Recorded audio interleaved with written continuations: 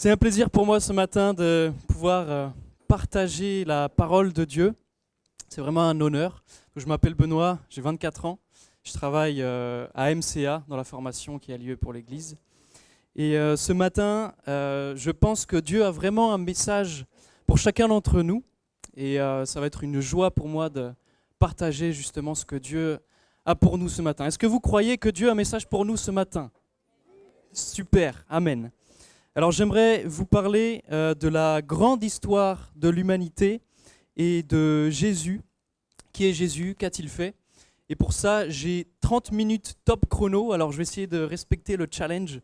Un peu compliqué pour moi. Et pour ça, je vais me munir d'un petit chronomètre pour essayer d'être dans les temps. Alors j'ai pensé à ce verset dans la Bible de Romains au chapitre 6, verset 23. Qui dit « En effet, le salaire du péché, c'est la mort, mais le don gratuit de Dieu, c'est la vie éternelle en Jésus-Christ notre Seigneur. » Donc ce matin, on va parler du péché, on va parler de vie éternelle, on va parler de Jésus-Christ, tout ce qu'il y a de bon à entendre. Alors la grande histoire commence avec Dieu. Dieu le Créateur. Dieu est présent de toute éternité. Il a été là bien avant la fondation du monde, puisque c'est lui qui a créé le monde. Dans la Bible, il nous est dit qu'il a créé la lumière, il a créé les ténèbres, il a créé la mer, la terre, le ciel, les animaux. Dans Genèse chapitre 1, verset 3, il est dit, Dieu dit, qu'il y ait de la lumière et il y eut de la lumière. Dieu, par sa parole, a créé le monde. Dieu a aussi créé l'homme et la femme. Il a créé l'homme et la femme et lui a donné une terre, un jardin. Peut-être que vous avez déjà entendu parler de ce jardin puisqu'il s'agit du jardin d'Éden. Et ce jardin d'Éden signifie le jardin des délices. Ça donne envie, hein ? L'homme et la femme ont été nommés, il s'agit d'Adam et Ève. Et Adam et Ève avaient une mission, plusieurs missions que Dieu leur avait confiées. Glorifier Dieu, se reproduire, peupler la terre, gérer, cultiver la création de Dieu. Appétissant tout ça. Et être en relation avec Dieu. Adam et Ève vivaient en parfaite harmonie avec Dieu le Créateur. Ils étaient dans ce magnifique jardin, ce jardin des délices, où tout était bon, il n'y avait pas de violence, pas de colère, pas de haine, pas de meurtre. L'amour et la paix régnaient dans ce lieu. Mais aujourd'hui, nous ne sommes plus dans cette harmonie, nous ne sommes plus dans cette paix si intense. Alors que s'est-il passé pour qu'on en arrive à ce qu'on est aujourd'hui ? La Bible nous explique que le premier homme et la première femme, donc Adam et Ève, se sont détournés de leur Créateur, Dieu. En effet, ils ont cherché à se faire semblables à Dieu. Ils ont désobéi au commandement de Dieu. Et cette désobéissance, elle a entraîné le péché. Beaucoup d'entre vous ont entendu parler de ce mot, le péché. Eh bien, le péché, c'est, comme on dit, rater la cible. Mais rater quelle cible ? Eh bien, c'est passer à côté du meilleur de ce que Dieu a pour nous. Adam et Ève sont passés à côté du meilleur de ce que Dieu avait pour eux parce qu'ils ont désobéi. Comment ils ont désobéi ? Eh bien, Dieu leur avait donné une consigne claire de ne pas manger le fruit d'un arbre qui était défendu. Et il leur avait dit, si vous en mangez, vous mourrez, c'est certain. Mais Adam et Ève ont donc désobéi à cela, ce qui a entraîné la rupture de la relation entre l'homme et Dieu. Et cette rupture de la relation entre l'homme et Dieu a des conséquences. La relation à Dieu est donc brisée. La relation aux autres, de l'homme envers l'autre, a été brisée. La relation de l'homme avec l'environnement, la création a été brisée. Et la relation de l'homme avec soi-même a été brisée. Il y a aussi l'ennemi Satan qui a cherché à détourner tout ce que Dieu avait créé de bon. En effet, Satan a perverti toute la beauté de la création de Dieu. Il s'est servi de tout ce qu'il a créé pour en faire le mal. Alors on pourrait se poser la question de pourquoi est-ce qu'on est sur Terre, quel est le but, le sens de notre vie, pourquoi on est là, pourquoi je suis là en train de vous parler ce matin. Eh bien, j'aimerais vous raconter un petit peu une partie de mon histoire, de mon témoignage, simplement pour vous dire que j'étais quelqu'un de perdu dans mon enfance. J'étais désespéré, frustré, parce que je me posais beaucoup de questions existentielles. Je ne sais pas si ça vous est déjà arrivé de vous poser la question, mais au final, qui suis-je? Ou même simplement, pourquoi? Pourquoi je suis là? Pourquoi la terre? Pourquoi les arbres? Pourquoi on est tous là, au même endroit, sur cette terre? Qu'est-ce qu'on est censé faire? Qu'est-ce que je suis censé faire? Et toutes ces questions me frustraient énormément parce que j'étais persuadé qu'on avait une mission, un but précis ici. Mais je n'arrivais pas à trouver ces réponses. Alors ça m'a valu beaucoup de frustration, de désespoir, sentiment profond d'être perdu. Et tout ça m'a amené à faire des choix qui étaient mauvais. J'ai commencé à avoir des relations qui étaient malsaines, à toucher à des choses qui étaient malsaines. J'ai commencé à boire beaucoup d'alcool, à toucher à la drogue, boîte de nuit, tout cet univers très festif qui au final nous apporte et nous comble d'un bien à un moment instantané. Mais j'étais vraiment mal. Je savais que ma place n'était pas ici, je savais que ce que je faisais n'était pas bon. Et pourtant, je continuais. Je continuais parce que j'avais besoin de combler un vide en moi. Et je le comblais par quelque chose qui me nourrissait momentanément. Mais la mauvaise nouvelle, c'est que plus je continuais, plus je m'enfonçais. Et plus ces questions me revenaient sans cesse. Et je me disais, mais qu'est-ce que tu vas devenir? Tu ne vas pas pouvoir faire ça toute ta vie. Il y a bien quelque chose de plus fort, de plus vivant à tout cela. Alors pendant des années, j'errais sans but, jusqu'au jour où j'ai vu qu'il y avait de l'espérance. Est-ce que vous pensez qu'il y a de l'espérance dans ce monde? Amen. Alors y a-t-il de l'espérance? Sommes-nous condamnés à vivre de cette manière toute notre vie? Eh bien, j'ai envie de vous dire que ce matin, le message de l'espoir, c'est Jésus. Il y a de l'espoir dans ce monde. Qui d'entre nous a envie de vivre une vie simplement pour vivre, pour mourir? Pour simplement avoir été de passage ici et après disparition. Ça serait moche, c'est dommage. Il y a quand même quelque chose de plus glorieux, puissant, magnifique. Et Guillaume en a parlé ce matin. Il s'agit du verset de Jean 3,16. Ce verset qui est juste waouh. Alors on va le reprendre ensemble. Car Dieu a tant aimé le monde qu'il a envoyé son Fils unique, afin que quiconque croit en lui ne périsse point, mais ait la vie éternelle. Alors on va le décortiquer un peu rapidement. Car Dieu a tant aimé le monde. Waouh! Il a tant aimé le monde. Dieu nous aime. Dieu t'aime. Dieu aime chacun d'entre nous. Et parce qu'il nous a aimés, tellement aimés, qu'il a décidé d'envoyer son Fils unique. En effet, on dit que Dieu est le Père, c'est parce qu'il a un Fils. Ce Fils, c'est Jésus. Et si Jésus est le Fils, c'est qu'il a un Père. Dieu le Père. Jésus est donc le Fils unique de Dieu le Père. Pourquoi? Afin que quiconque, ça comprend tout le monde, pas d'exception, que tu sois petit, grand, âgé, que tu sois de n'importe quelle couleur de peau, de n'importe quel pays, Dieu t'aime. Afin que quiconque croit en lui ne périsse point, mais ait la vie éternelle. On parle de vie éternelle ici. On ne parle pas d'une mort, mais on parle d'une vie en abondance. On parle d'une vie qui se termine jamais. Une vie dans l'amour, dans la présence de Dieu, du Dieu saint. Alors, qu'est-ce que Jésus a fait?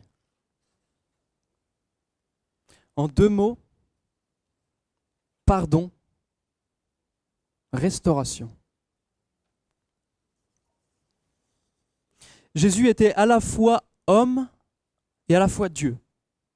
Il n'était pas 50% homme, 50% Dieu, moitié-moitié. Il était pleinement homme et pleinement Dieu. Il est né de conception divine et il est né du ventre de Marie. Mais alors qu'est-ce qui a fait de cet homme un homme unique? Eh bien, du fait qu'il est né de conception divine, cela fait de lui Dieu. Il est donc pur, sans péché, sans défaut, parce que Dieu est saint. Il n'y a pas de péché en Dieu. Comprenez bien cela. Et en même temps, il était humain parce qu'il voulait se faire semblable à nous.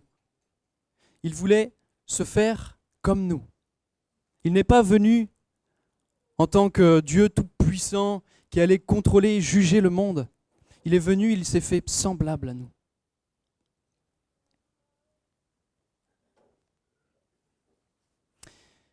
Et Jésus, dans sa grandeur et dans son amour, il a pris le poids de nos fautes.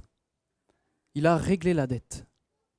En effet, nous sommes tous pécheurs, nous avons tous hérité de cette nature pécheresse d'Adam et Ève, et nous avons tous une dette envers Dieu.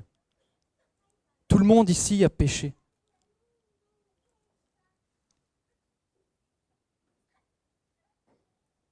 Mais Jésus est venu régler cette dette.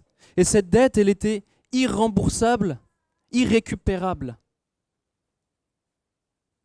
Nous ne pouvions pas nous sauver par nous-mêmes parce que cette dette, elle était si immense qu'il a fallu que ça soit le Fils unique, Dieu lui-même, qui prenne sur lui nos fautes.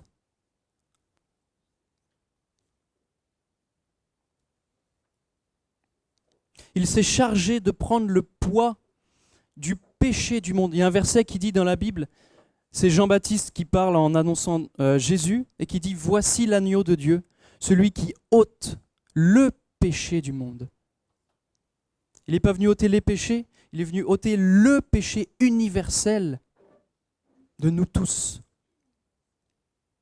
Pourquoi? Parce que nous n'étions pas capables de nous sauver nous-mêmes. Alors il a donné sa vie pour nous, en mourant sur la croix. Jésus avait la capacité de détruire la terre. Il avait une capacité de nuire. Il disait qu'il avait la possibilité de faire venir 12 légions d'anges. Et ces 12 légions d'anges avaient la capacité de tout anéantir. Mais il ne l'a pas fait. Parce qu'il nous aime tellement qu'il a décidé de prendre le poids de nos fautes à notre place. Le poids de mon péché, il l'a pris.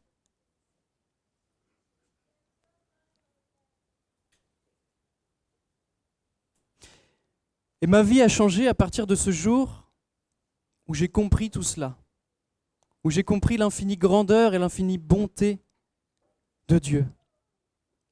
Et je ne l'ai pas seulement compris, mais j'ai décidé de l'accepter. On pourrait se limiter au statut de la compréhension, mais il y a quelque chose qui est vraiment de l'ordre de l'acceptation.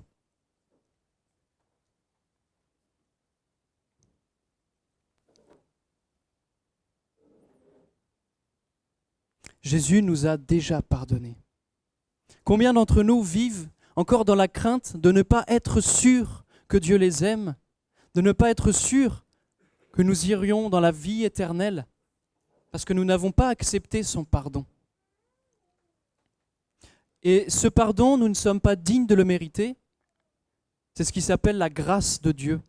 C'est que nous ne le méritions pas. Mais Jésus nous a fait grâce. Chacun d'entre nous. Peu importe l'ampleur de ton péché, Jésus nous a fait grâce Et c'est ça l'espérance. C'est ça l'espérance. C'est que nous avons un Dieu qui est tellement bon, qui a payé le prix pour nous, qui nous a libérés de ce poids. Et parfois on vit encore avec ce poids, mais nous sommes libres. Jésus nous a libérés. Acceptons cet amour, acceptons ce pardon.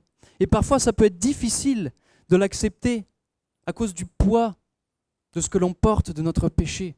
On peut se dire, mais qui suis-je? Qui suis-je, moi, Benoît Maupetit, après tout ce que j'ai fait, après toutes les personnes que j'ai blessées, après toutes ces fois où j'ai manqué de respect à Dieu? Comment un Dieu peut m'aimer après tout ce que j'ai fait?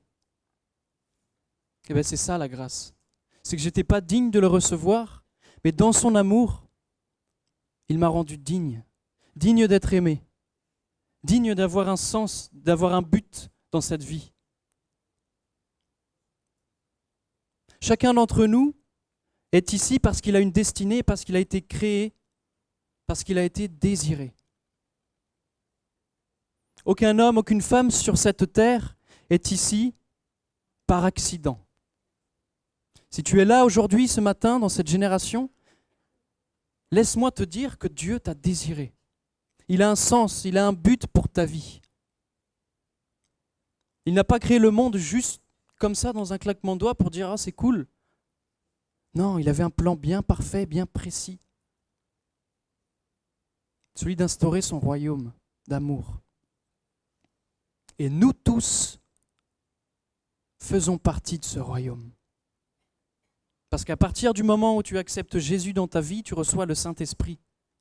Et le Saint-Esprit en toi te rend ambassadeur du royaume. Alors nous avons tous notre place, parce que nous représentons Christ sur terre. Avec nos différences, avec nos qualités, nos défauts. Mais on a besoin de chacun d'entre nous. Nous formons un corps. Et j'aime bien employer cette image du puzzle divin. J'imagine le royaume de Dieu comme un grand puzzle. Tout le monde voit ce que c'est un puzzle. Et que chaque pièce du puzzle, c'est nous. On a une forme bien particulière, unique. Comme chacun d'entre nous, nous sommes tous uniques. On a une couleur bien particulière et un endroit bien particulier dans ce puzzle. Tu fais partie de ce puzzle. Mais quelle est ta place? Trouve ta place. Et la grâce, c'est que c'est Dieu, en Dieu, que tu vas trouver ta place et ton identité. Jésus dit que nous sommes enfants de Dieu, que nous sommes bien-aimés.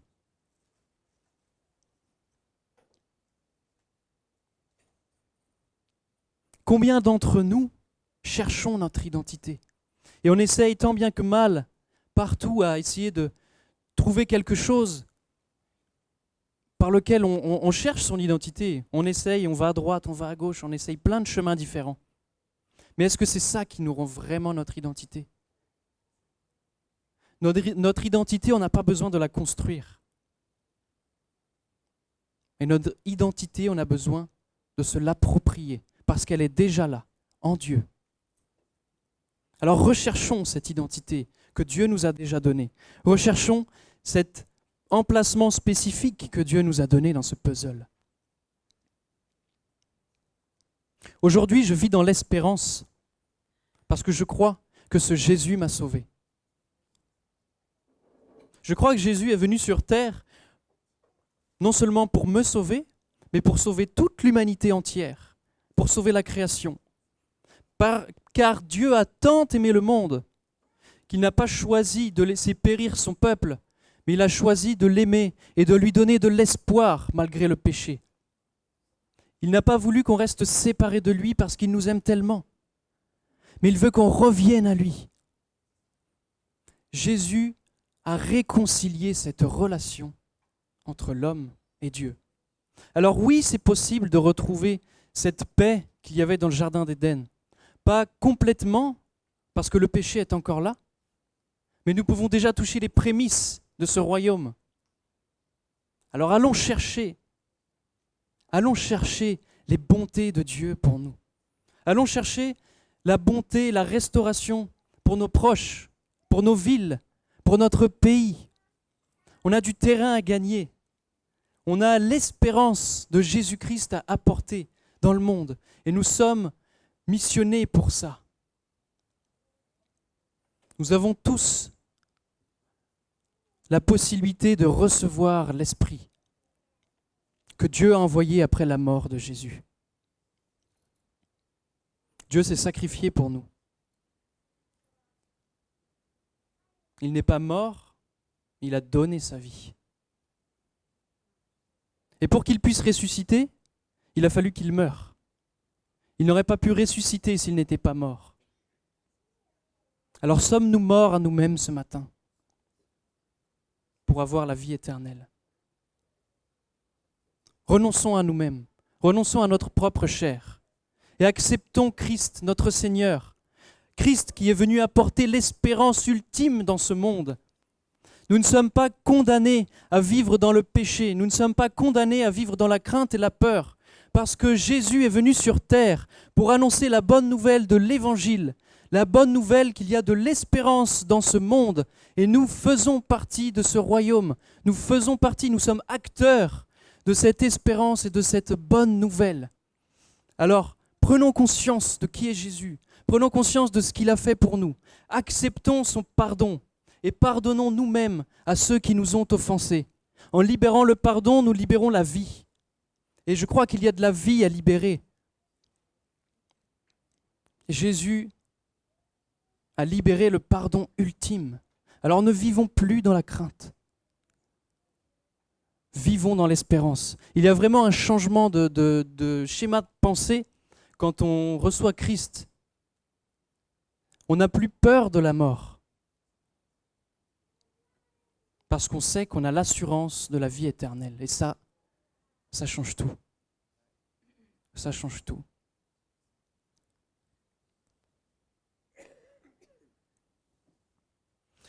Alors aujourd'hui, je suis ici en train de vous parler.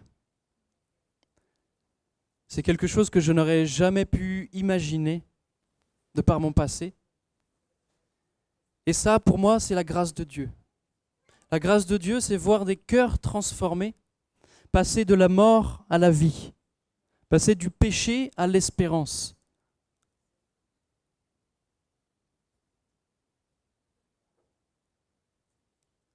Ce que Dieu a fait dans ma vie, je n'aurais jamais pu le faire par moi-même.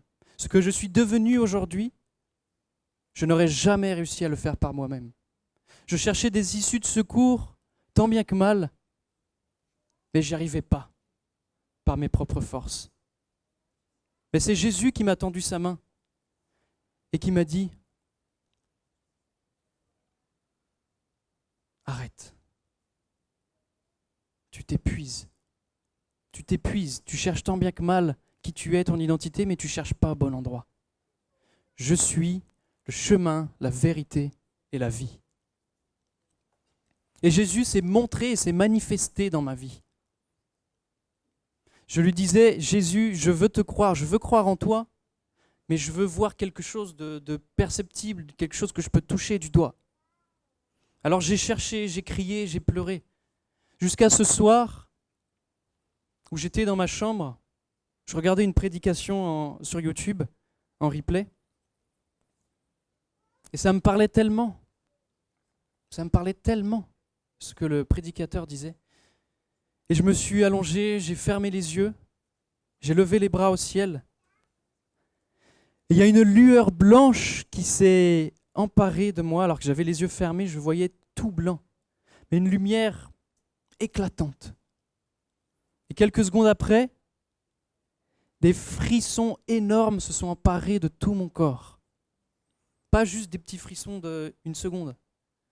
Quelque chose s'était emparé de mon corps. Et ce n'était pas quelque chose de désagréable, mais il y avait une telle paix indescriptible, qu'à ce moment-là, j'ai dit « Ok, je capitule, je crois en toi. Parce que je t'ai cherché, tu t'es montré. Je suis allé frapper à la porte et tu t'es montré. Et cette paix que j'ai ressentie, je ne l'avais jamais ressentie auparavant. Et suite à ça, j'ai continué mon cursus, mon cheminement dans la foi, avec mon lot d'échecs, un bon lot d'échecs, je peux vous le garantir. Et quand on débute dans la foi, on se croit peut-être fort, mais on est bien fragile et on a besoin d'un bon entourage.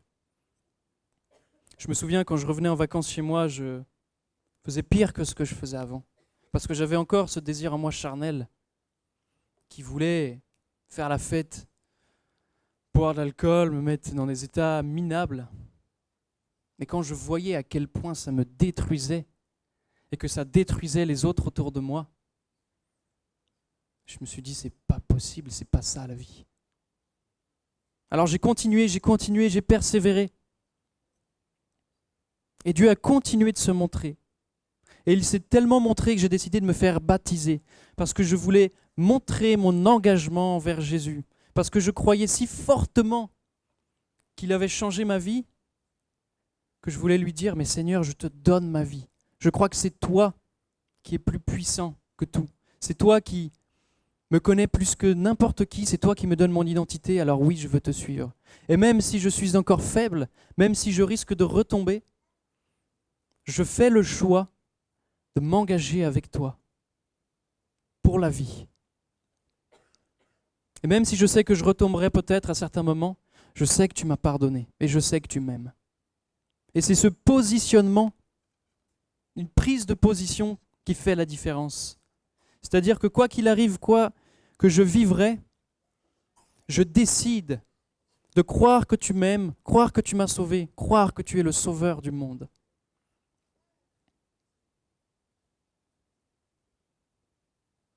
Alors cette espérance, elle est bien réelle. Jamais je n'aurais cru pouvoir un jour partager la parole de Dieu, partager la vie, l'espérance. Mais Jésus transforme les cœurs. Il transforme les orphelins en fils et en filles.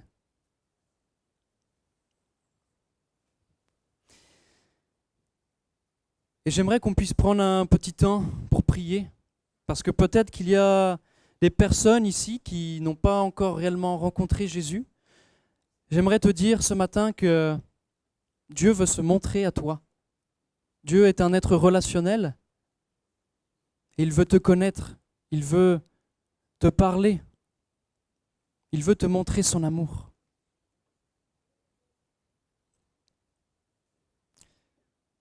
Alors pour tous ceux à qui ce qui a été dit ce matin résonne dans son cœur, si vous sentez qu'il y a ce cœur qui brûle en vous quand on parle de ce message, je vous invite à fermer les yeux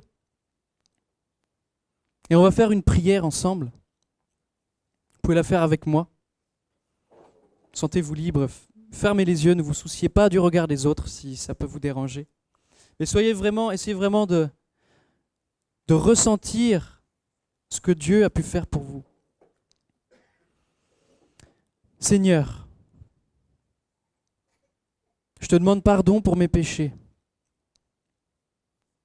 Merci parce que ce matin, je crois que tu m'as parlé. Je crois que tu as parlé à mon cœur ce matin. J'en ai marre de vivre dans la crainte, mais j'ai envie de trouver ma destinée. J'ai envie de trouver mon identité. Et je suis épuisé. J'en ai marre d'aller chercher à tous les coins de rue. Mais je veux découvrir qui tu es réellement. Alors Seigneur, merci, parce que je crois que tu vas te manifester dans ma vie. Et je te demande pardon pour tous mes péchés et je te dis merci, parce que je crois que tu es le message d'espoir. Je crois que c'est toi qui donnes la vie éternelle. C'est toi qui es le chemin, la vérité et la vie. Et je veux me positionner dans ton amour. Parce que je crois qu'il y a une vie en abondance. Et je crois qu'il y a de l'amour et de la paix à vivre. Alors je prie vraiment que le Seigneur puisse te parler ce matin et se manifester dans ta vie. Parce que je crois profondément au message d'espoir et d'espérance de Jésus-Christ. Je crois que nous avons un espoir. Je crois que Dieu a un espoir, une espérance pour toi. Il a une vie de bonheur, une vie qui a du sens. Merci Jésus parce que tu es un Dieu qui te révèle, tu es un Dieu qui transforme les cœurs.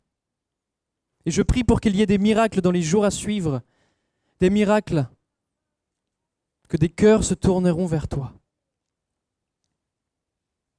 Et je prie que ton Saint-Esprit puisse vraiment habiter en nous et que nous puissions manifester la gloire de ta présence par l'Esprit qui vit en nous, pour témoigner au monde entier que tu es la bonne nouvelle.